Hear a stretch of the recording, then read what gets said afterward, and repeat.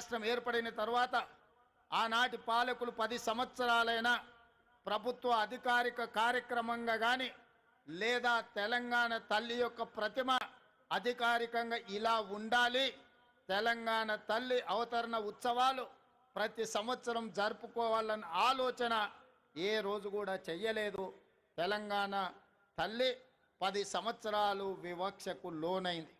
అందుకే ఈనాడు మన అస్తిత్వానికి ప్రతీకైన మన సంస్కృతి సాంప్రదాయానికి బహుజనుల నుంచి పుట్టిన ఈ ఉద్యమం బహుజనులు పిడికిలి బిగించి సాధించుకున్న తెలంగాణలో బహుజనుల యొక్క ఆకాంక్ష మేరకు తండాలలో, గూడాలలో, మారుమూల పల్లెల్లో జనబాహుళ్యంలో ఉన్న తెలంగాణ తల్లి నాకు ఈ తెలంగాణ మాతృమూర్తిని చూసినప్పుడు చిన్నప్పుడు నా తల్లి ఏ విధంగా ఉండెనో నాకు ఈరోజు కళ్ళకు కట్టినట్టుగా ఈ తెలంగాణ తల్లి విగ్రహాన్ని చూస్తే నాకు స్ఫురించింది.